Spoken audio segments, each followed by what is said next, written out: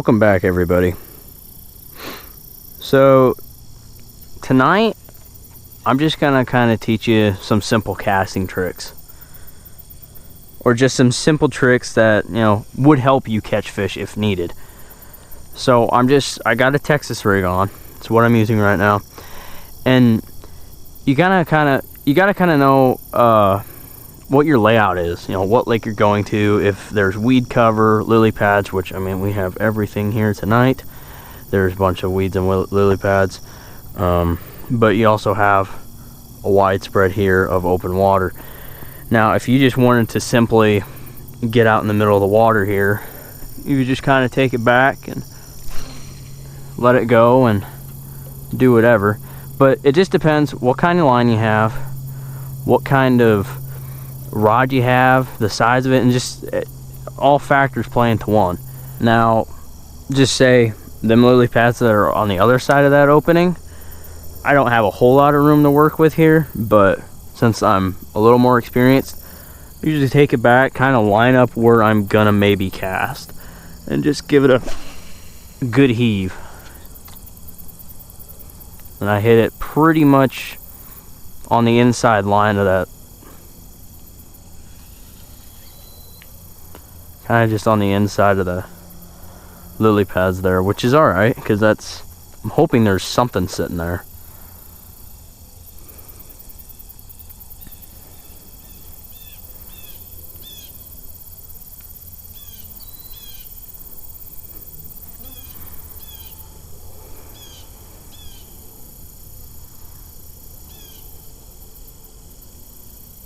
You know, and as you get older and the more you fish, the more you'll come to realize and come together with your senses. Because, you know, granted, yeah, you got to have force in your cast, especially wherever you want to cast it, but the aim and just everything that comes with it, it'll come with you as you get more accustomed to this casting in general.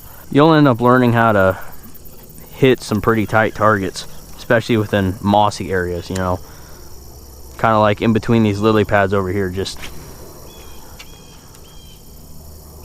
a aim trajectory thing. Nothing really special about it. It's just, it comes as you learn. Now, I was gonna go on that side and cast, but there's a bunch of cows up there, and I hate for them to come down in the water, because I'd hate for that unpleasant surprise. Now, given this cool weather, I don't really know if anything will bite. It's been pretty cool, and the fish have been pretty absent the last couple weeks. You can definitely tell it's slowing down, because you kind of got to know what your target is before you even cast. So, I mean, if I want to pick a big target, which would be anywhere along that lily pad line on the other side of the opening, you know, I just take this and just cast it and just kind of hit anywhere in that opening and just kind of guide it to where I want the bait to go. And I just let the worm sink, and I'll just slowly work it back. Yeah, especially with this time of the year, getting into the fall, fish just, their biting patterns and everything, their eating habits, everything just changes. As the water cools down, they also slow down. So a bait like this, just letting it sit, gives them just a little more time to decide. Now, kind of where I had that bite, I threw it almost directly on that spot. Now, I want to kind of throw this worm right on the edge of the weed line. And I did so. There's a bite. Oh, he's not very big, but it's something. Look at him! Oh no! He got off! Oh! Oh my goodness. That was, okay. That scared me, I'm not gonna lie. I thought he was gonna get stuck on top of the lily pads and I was gonna have to take a swim. And another thing too is, if you're switching rods all the time, it's never gonna be the same feel. I've had this rod for almost 7 years, I wanna say. And so I've had a lot of time practicing with it. So if you manage to keep the rod that you have for a good amount of time and you practice enough with it, you'll end up learning almost just how to do everything perfectly. So here's another good spot too that you can practice with. You have a whole weed line going that way. It curves around and goes down that way. Then you got this whole other weed line that goes down that way. Now you can work this in a whole bunch of different ways, because you got little narrow hole there and it opens up. So you can work that whole weed line on that side or on this side. You'll have probably more of a chance of catching fish on that weed line over there, just because you can work it more. You can get more length work out of it rather than hitting certain spots along this side. So if I just wanted to go straight across, I'll hit that little V about right there, kind of right on the edge of that, and I think I just had a bite. I did.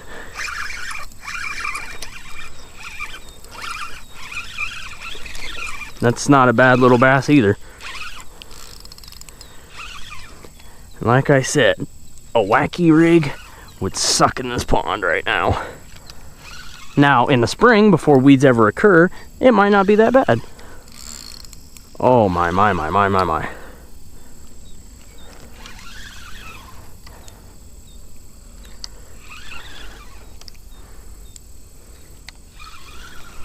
Okay. Here.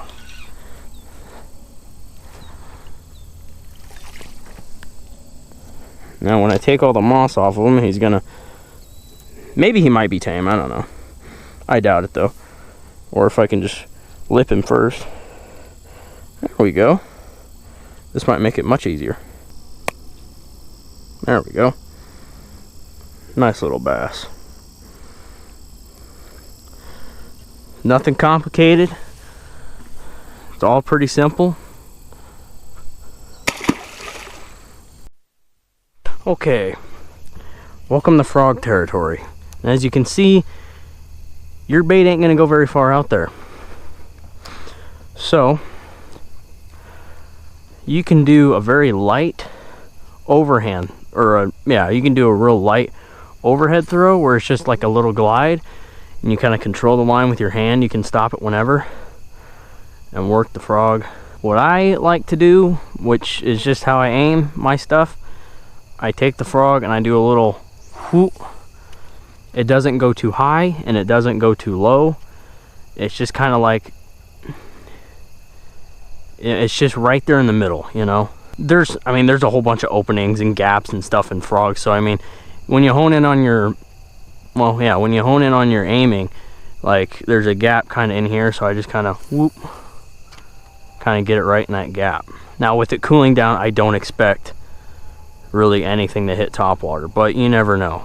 Kind of go in here where everything is much more tighter to the shore. So just kind of a little, you don't even have to throw it that hard. It's just a little glide. You know, this applies for anything. If you're up by trees, and that's the thing too with the whole downward glide motion. Whenever you let it go, once you get good enough, you'll end up start skipping stuff underneath trees, and then you'll get a lot more distance out of it, but you'll still be snag free, hopefully, if you do it right. Okay, scenarios change all the time. So I was sitting up there casting like that against the weed line, but now I have a direct shot straight down that weed line. So always got to work with your angles too. It's always good to work with anything that's available to you.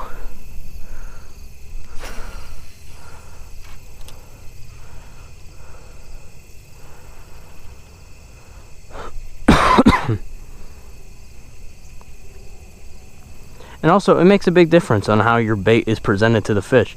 Because if it's being brought towards you, towards the weed line, they're not always going to see it like that. That's just the way they don't think they're going to see it. So when you bring it horizontally and across their face, instead of trying to pinpoint where they're going to be, it's always good just to work an entire weed line where there's a possible chance that fish are going to be. And you just kind of drag it along, and you're more than likely to pick something up.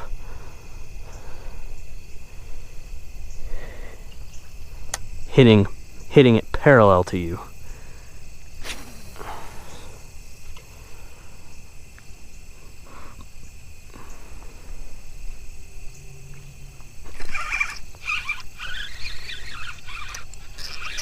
a good fish. That's a nice fish. Like I just said.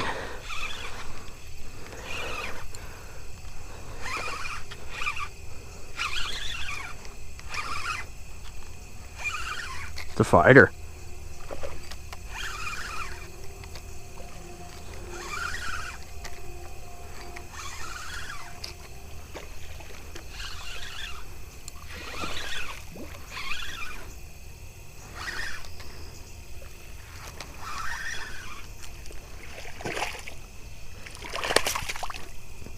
Yeah, you're a fairly decent fish.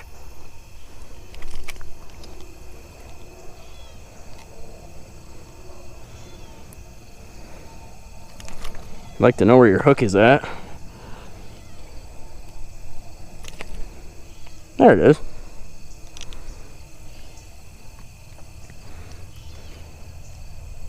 That hook barely, like it slid out. This is a very solid fish. I'm actually kind of surprised. Like it's a real solid fish there. It's nice. Like it's real nice. That's a very fat. I don't know. Definitely one of the much more healthier fish I see in here. That's for sure. I kind of want to weigh it just for the size. He's like maybe 15 inches at best, but I feel like he's gonna be over 2, just out of the fun curiosity here. Zero it out. Just gonna humor me just a little bit. Oh my goodness, 3-1. Oh my goodness. I was not expecting over 3. That's funny. He's so I do have to drag my measure board out. Now I'm really curious. It's like, you know, what are we looking at measure-wise? I can take some stuff out, but other than that, lay him on the board here. Why is he bigger than I thought? Sitting at 18. Okay. That's not bad. It's not bad at all. We'll get him more in an opening here. Okay, well, thank you. You'll learn the flow of your casting. You'll learn where to aim. You'll learn where to pick out your target. It'll all come naturally. It'll all start making sense the more you do it. You know, you start learning patterns. That's the main thing. You learn patterns. Because in the spring, the fish move up shallower and they're going to start feeding a lot. And that's kind of before any weeds, you know, become a thing at all. So, I mean, you can throw out more crankbaits, more things that are likely to get snagged on weeds rather than in the summer. In the summer, you kind of got to narrow it down to more weedless things. But like I said, it all comes naturally, and you end up figuring stuff out the more you do it. But till next time, remember to like, comment, subscribe, and I'll catch you next time.